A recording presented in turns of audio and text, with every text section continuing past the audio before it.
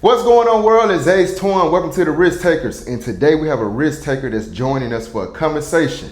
That's right. So if you're ready to make some money, stop trading your time for money and really finding out how you can buy your time back, this episode is the episode you need to be watching. Because I have the founder of Solomon Trading University, Cornelious Wilson Brown III.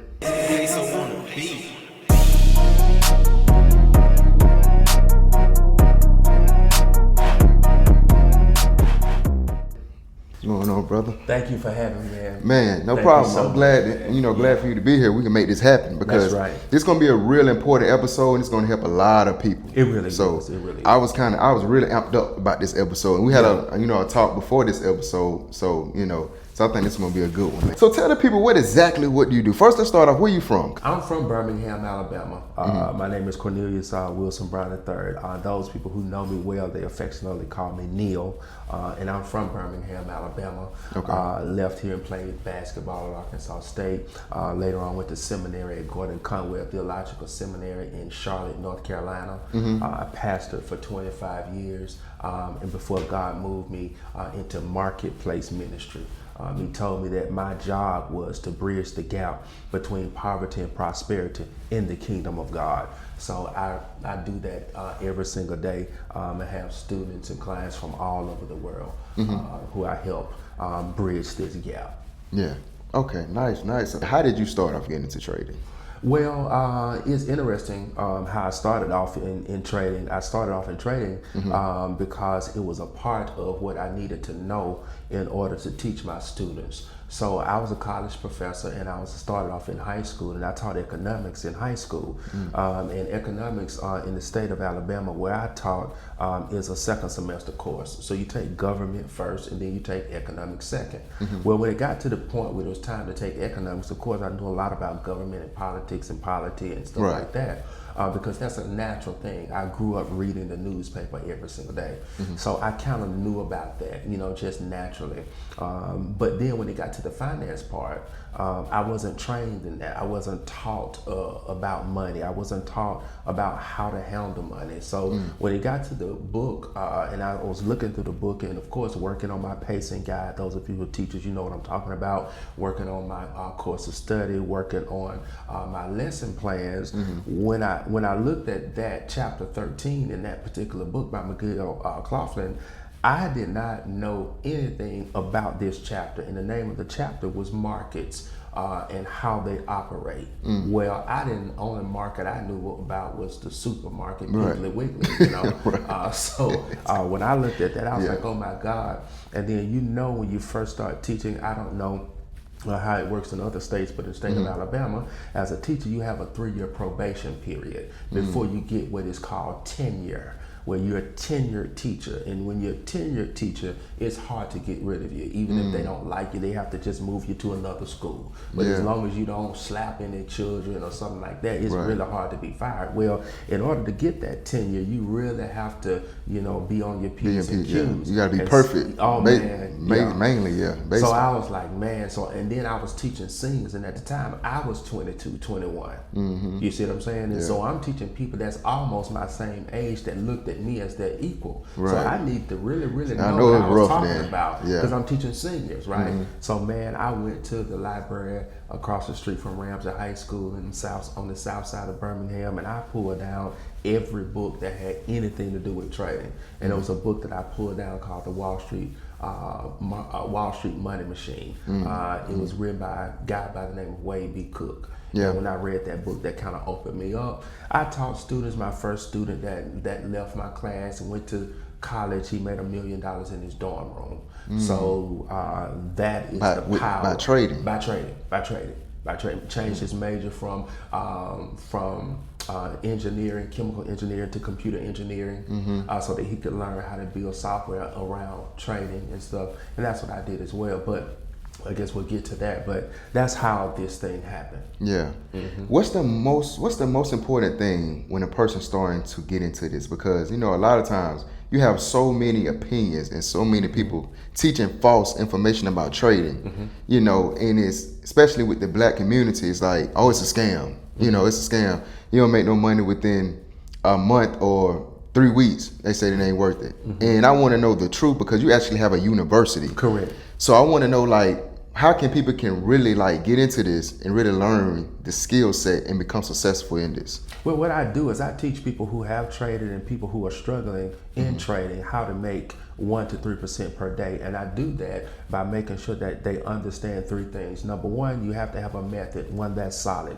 And so a lot of people don't make money in trading because they change methods every day. They'll do this method this day. They're looking at these kind of candles this day. They're looking at this indicator this day, another indicator that way. They really don't have a method. They don't have a plan. And then the next thing is the mindset. And so what I do, because I'm coming from an academic side, I didn't learn how to trade off of YouTube. I understand institutional traders. I understand the institution itself. Like the psychological part. I understand market makers and who they are. The big banks, the Morgan Stanleys, I understand why they're doing what they're doing, how hedge funds actually work. So when I approach the market, I don't approach the market as a retail day trader. I approach the market as an institutional trader.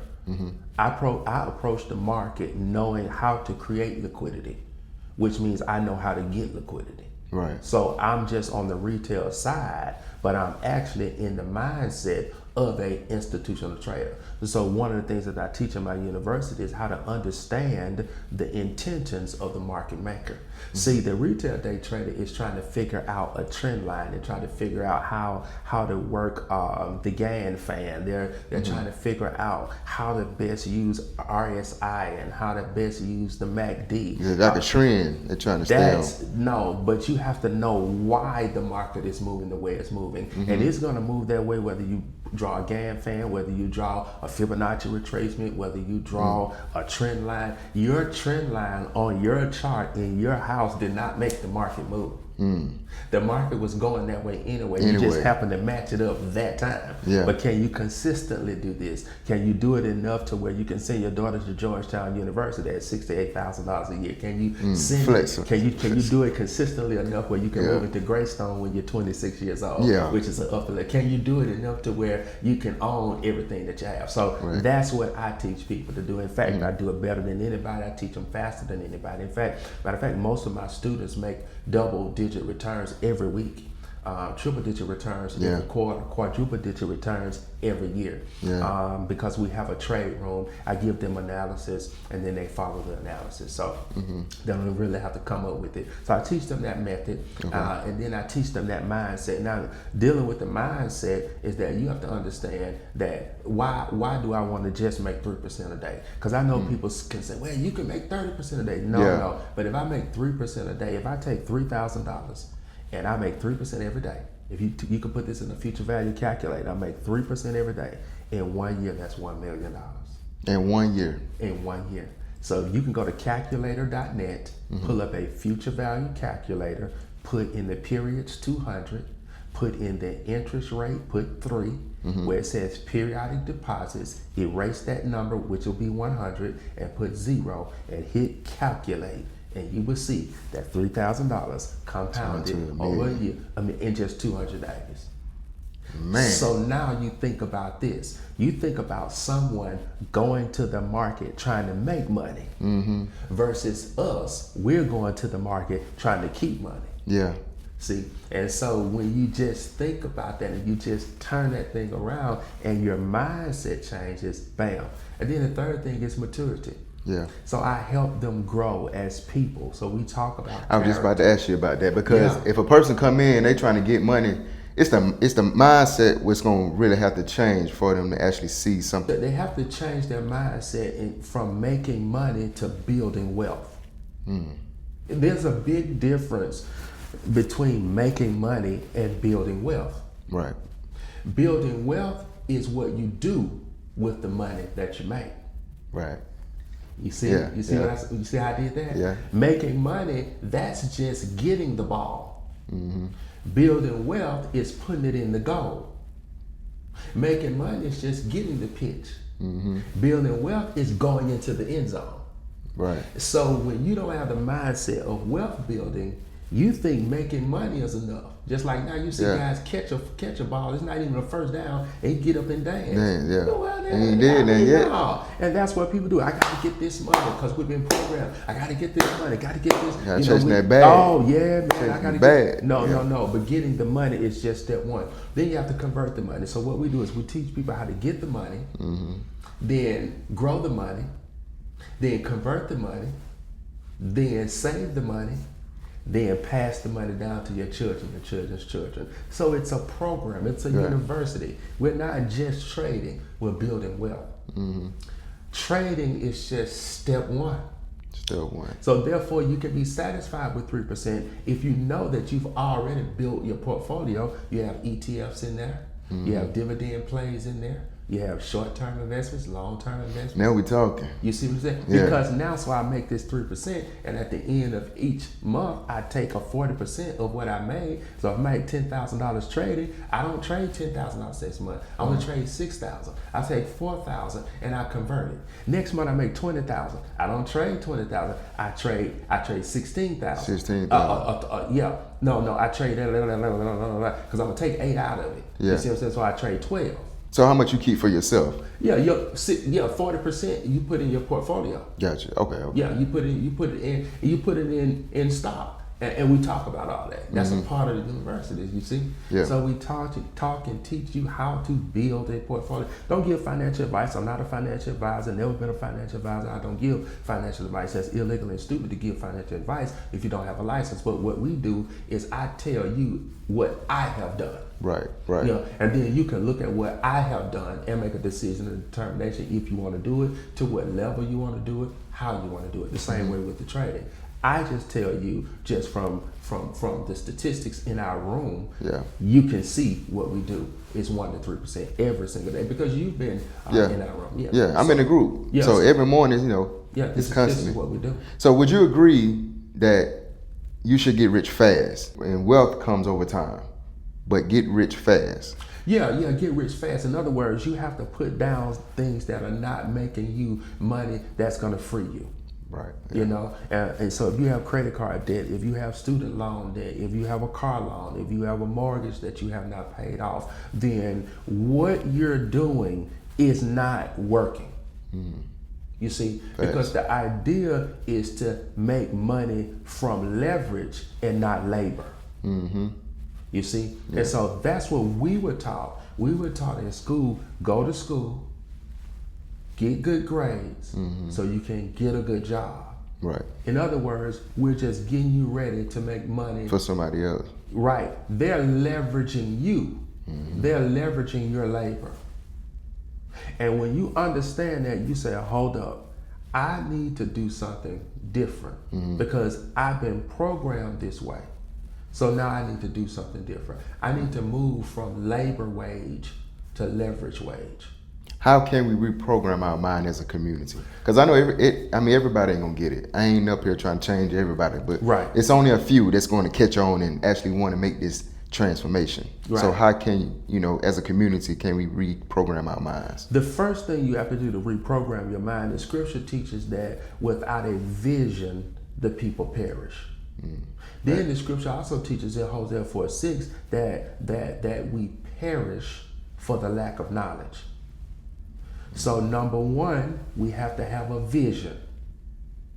And then once we get the vision, we close our eyes and see ourselves financially free. See myself having and owning all my cars. See myself owning my house. See myself owning real estate. See myself owning a portfolio with ETFs. See myself owning these things. See myself paying off credit card debt. See, you have to go there before you get there.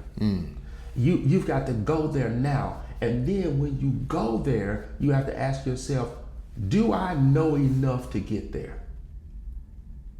Is what I'm doing right this second, will it get me there? Then you have to say, now I have the vision. My people perish for the lack of that. Most people are perishing because they've never closed their eyes in 2025 and saw themselves in 2030. You've never done that. Yeah. You have never done that. And you'll be amazed how many people don't do it. No. And if you don't do that, then now when you come back here, you don't understand the importance of getting the knowledge that it's going to take to go there, to meet the right person that it's going to take to go there, to build the right relationships like we have in our group to get there, because you have never been there. Right. And you can't go there if you've never seen it. You can't get what you've never seen. So that's step number one. Everybody has to go there, then back up. And instead of working towards where you want to go, work from where you've already been. Explain that. Okay, if I've already been, before I moved and lived in Greystone, I had already seen myself. I went to Hugh Daniel Drive, and I would drive up and down Hugh Daniel Drive. I would just drive up and down, drive up and down, because I had to see it. So then when I went back home to West End, I saw Hugh Daniel Drive. So when I woke up in the morning and decided what I was going to do, I was not making decisions that was going to keep me in West End. I was making decisions that would get me there. So what did I do? I started a paint company. I started a trucking company. I learned how to read blueprints. I learned how to understand the texture of paint. I learned how to partner and subcontract. I learned because I had been there. Right. And I know, so I'm not working towards that, because if I was working towards that, I'd just continue to do what I was doing. But if I've been there and I'm working from there, I know I've got to do something. And I have to get that. Now, the knowledge, this is the key. Right. The knowledge, winners, there are winners in life and losers in life, just like baseball, basketball, football. The thing about a winner is that a winner thinks big. It takes big thinking to go to Greystone in your mind, and then come back in your mind, right? But it also takes big thinking to say, what do I need to learn? So I can't play the video game because I need to be learning how paint works, the different types of paint. I don't have time to sit around and binge on Netflix. I don't have time to sit around and gamble. Right. I don't have time to sit around and and waste time. I don't have time to sit around and just scroll on my phone all day. I don't have time to comment on every fight that I see. You feel me? Yeah. So now I have to watch this, upset my present. I have to disrupt my present. And oftentimes the disruption of your present circumstances is painful. Painful. And we talked about that too. It's painful because now, hey man, you want to go with me to the game? I can't go. Hey baby, you want to go out to dinner tonight? I can't go. And there must be a change because most people want different results by doing the same thing. Now you've heard many people say ad nauseum that that's the sign of insanity. Insanity, to do the same thing and expect different results. But I want to put legs on that because basically what they're saying is that you have to disrupt in order to make a change, you have to disrupt what you're currently doing. So you currently have a schedule. You currently go here at this time. You do this at this time. You eat at this time. You do this at this time. You go here at this time. You go get to the cleaners at it. Okay. When you're going to do something that will cause you and lead to you becoming wealthy, that means you have to change your schedule. You might have to work overnight. You might have to read overnight. You might have to be working on a program overnight. You may need to be studying overnight. You may not be able to keep the dinner date that you usually have. You may not be able to watch the movies that you used to watch. You may not be able to play the video games that you used to play because there is a time, there's a period there where whatever you're doing now must be disrupted. And that disruption is inconvenient, it's painful, and it may even cost you some money. It may even cost you some money. But it's no different than if you work on a job, a labor job, and you say, I need to go change. So what am I gonna do? I'm gonna go to school. That's gonna cost you money. Now you gotta get somebody to keep the baby. It's like putting yourself back some more. Yeah. It's like taking 2 steps back so you can take 2,000 steps forward. And most people, you say, what does it take to do what I'm talking about? The willingness to allow your present to be disrupted. You have to become a big thinker. You have to go where you want to go and then come back. And so when you go where you're going in your mind and come back, and you're realizing that you're riding a bicycle when it actually requires a jet. You say, wait a minute, I I cannot get from Alabama to California in a day on a bike. On a bike. That's what I've been trying to do. Not only have you been trying to get from Alabama to California in a day on a bike, but you're riding uphill the whole time. Yeah, well, that's hard. Yeah, and so the small thinker would say, I can get there on a bike. All I have to do is just pedal faster and pedal harder.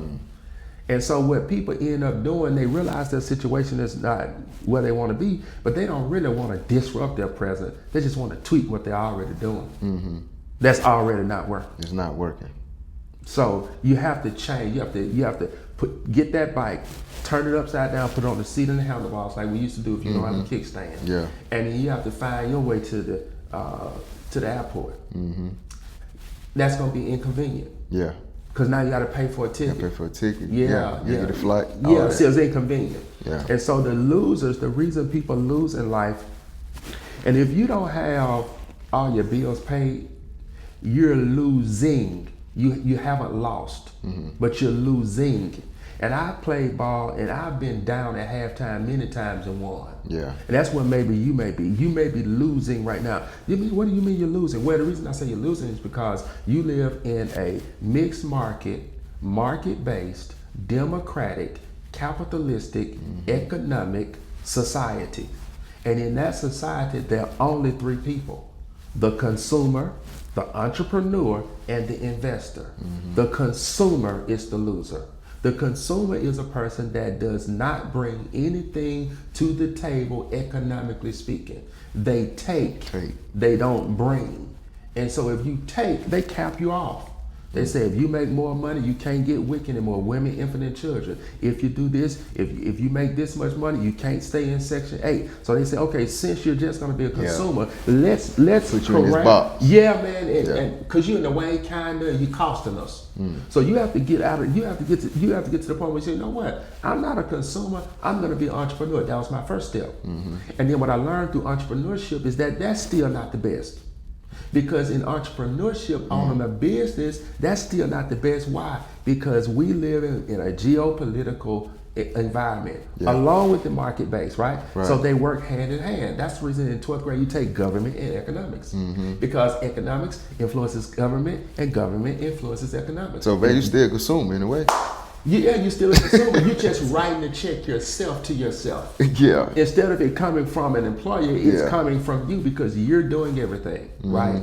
And so most people, most businesses are sole proprietorships, basically. And most businesses, they do hire people. They hire one or two people, and they make less than $1.2 million gross annually. It's not a real system. No. Yeah. But also, I'm telling you what, the real killer for just the entrepreneur is the fact that because of the geopolitics, because of the economic influences, shifts take place in business.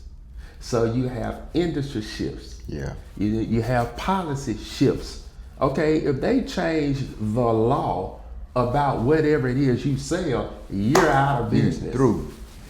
You through. You spent all of that time, all that, you see what I mean? Yeah. So if they change the way they operate, then you're out of business. But if you are an investor, that means you're making money by employing and hiring your money. I don't hire Joe, Jim, Tom. I hire the money that I already have in my hand. I have a conversation with this money. I said, now money, listen, you're gonna have to go to work. I know you're not gonna like it, but you're not gonna get a 15-minute break. You're not gonna get an hour lunch break. Money, you're not gonna get anything out of this. Working 24/7. And you're not gonna get Christmas off. So you have to put your money to work. So that's why I have a challenge called Make Money, Make More Money. You have to make your money make more money. You have to put your money to work. Put the steel toe boots on your money. Put the back brace on your money. Put the vest on your money. Don't you wear it. Tell your money to get up and you stay in the bed. That's what wealthy people do. So when did it click for you when you say, all right, let's transition to investment. Let's do away with entrepreneurship? Well, when my student who made all of that money, I have a daughter who's a sophomore in high school, and at the time, I think she was in the 8th or 9th grade. Yeah. And she started getting curvy, you know what I mean? And so I wasn't on social media. And because she was on social media, and I know perverts and predators sometimes are on social media. And then I know so scammers, people take your money. I mean, just, you know, it's all, that's why cybersecurity is such a big thing now. Yeah. So I wanted to get on just so I could monitor her activities. And when I got on, people from all walks of life started reaching out to me. And that young man, we connected on social media. He said, listen, you made me rich. I said, what? Because now, mind you, the money that he made in his dorm and the money that he'd been making all these years, I knew nothing about it. Yeah. I knew nothing about it. And you didn't taught him how to do this. Yes. And then he started, and he was so kind and so nice. Yeah. He's a great guy. He's a minister. Just great guy. And he sent me $50,000. He sent me $30,000. Oh, he cutting up. Yeah, he showed me all the stuff that he had, all the cars and stuff that he had. And I was like, man, how did you do that? And he said, you know, through trading. And so that re-acclimatized me to that. And then that's when I started looking around and it's like, hey, I have this paint company, but it keeps me out of town all the time, keeps me away from my kids, and keeps me tired all the time. It keeps me dealing with personalities that are ornery sometimes, you know. Painters sometimes they start tripping, you know, and then you have to fire them on the job, you have to go find another one. And if you don't have jobs back to back, you know, then they'll go find another job. You know, and then truck driving, the truck drivers get mad at you and leave your truck. You know, they try to scam you. They start telling you tires blew out when they really didn't, and you sending $200, $400 every other day. You know, and you can't go to Utah to find out if he lying or not. Yeah. You know, so it was like I just saw the entrepreneur road, you know, kind of being so hard, but I wasn't going to stop it.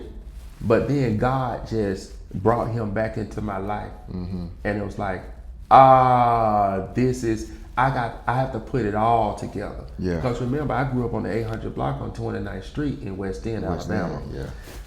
What my daddy taught me about money was make sure you put your 10s and 5s and your 1s, put them in order, man. You know, and then fold it real nice and put the corners together and make sure so it fit your wallet, it won't be sticking out. Somebody rob you, you know, that kind of stuff. Don't gamble. That, you know, those are the kind of things. And my mother was brilliant. She was a mathematician. She was awesome. She taught at George Washington Carver High School.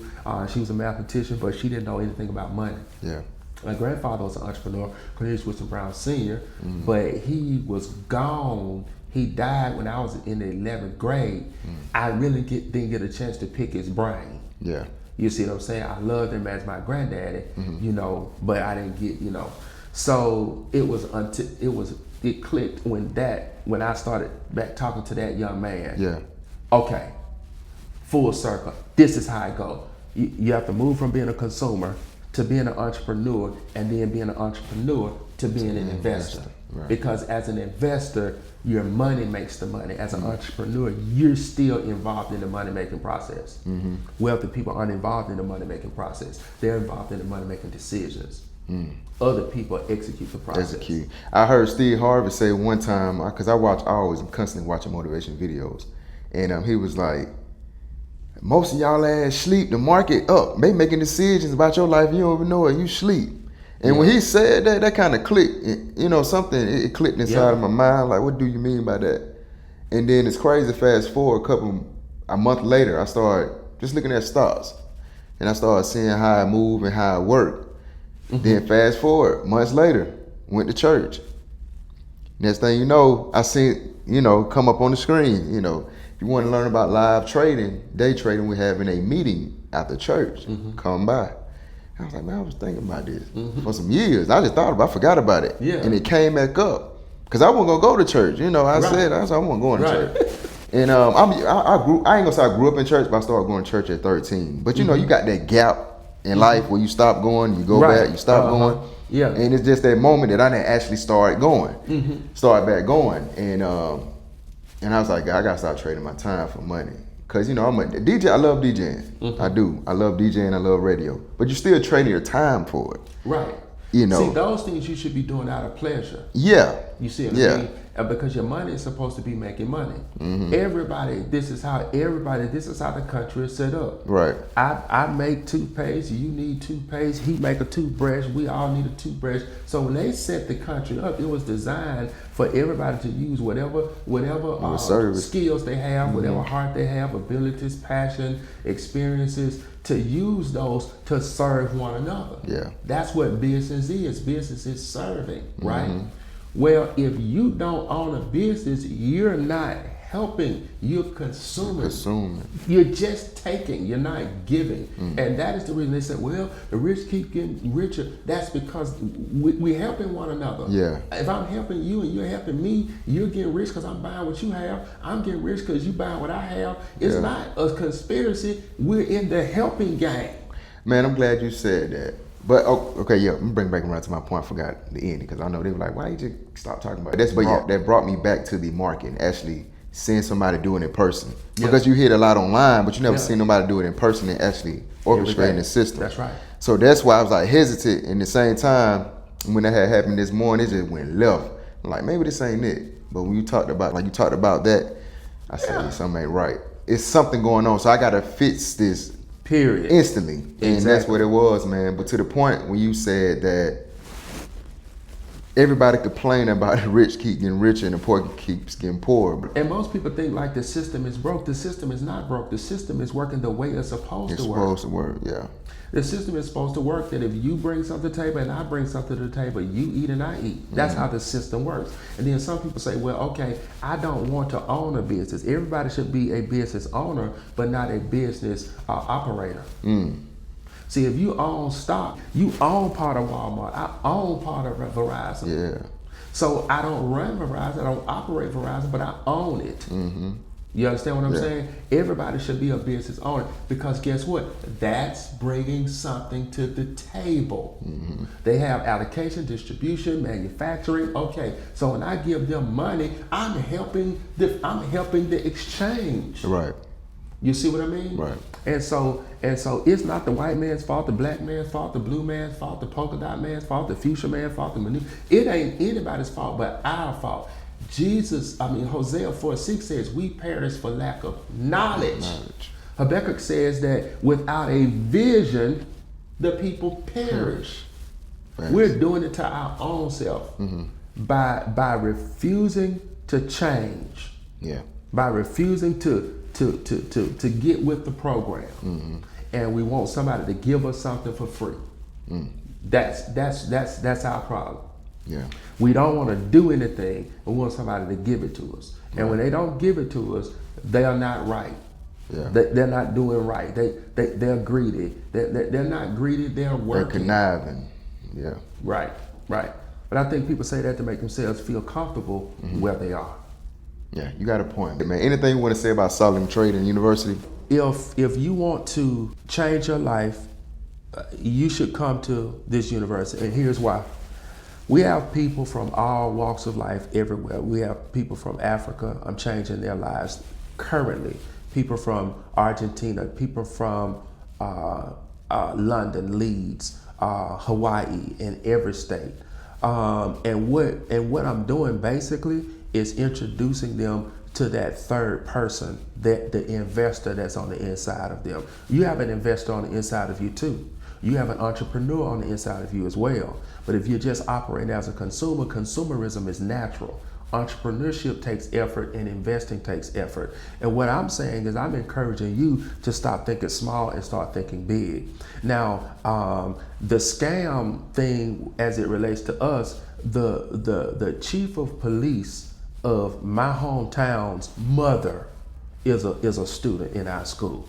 So, and you know how people feel about their mother. Oh yeah. Okay. Yeah. So take the BS meter and put it away, because that's not what this is. I'm an educator. I'm a third generation educator. My mother was an educator. My grandmother was a college professor. My grandfather was an entrepreneur. Like, this is what I grew up doing. And once everything came full circle into my life, I said to myself, I'm gonna teach other people. And I started off teaching one person who told somebody else, who taught all of my students are, basically are organic, come from just the cultural anthropology of knowing somebody who knew somebody who knew somebody. Right. And just now I'm starting to do things like this, podcast and ads and stuff like that. Because that's the only way to get out of the sphere of the warm market that I know. Right. But you should do it if you want to, in the next 5 years, be debt free. No debt, no nothing, then you have to upset your present right now.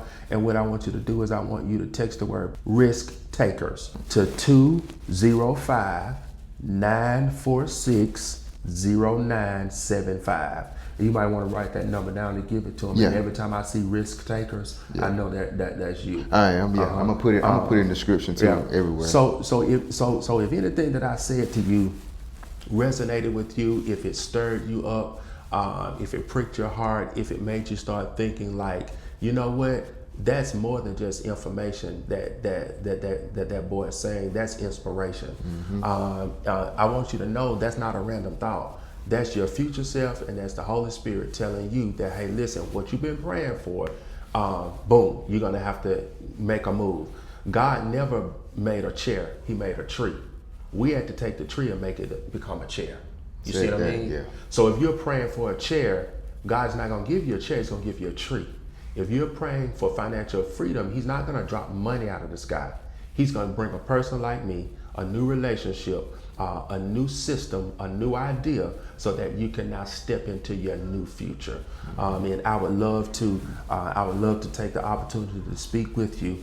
If you text that to that number and text your phone number, your cell number, and what I would do, I would personally text you myself, not my secretary, not anybody on the staff. I will text you and have a conversation with you and get on a Zoom with you and break everything down to you if need be. But it's the will of God that you prosper. Yeah, it is. We shouldn't be broke. I know his people should be in poverty. No, how can God make everything, but we have no thing?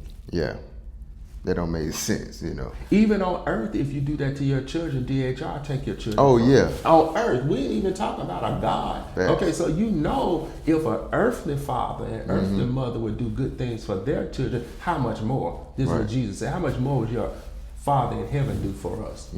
Yeah, there's no way. Haggai 2:8, I think he says the silver and the gold is mine. Yeah.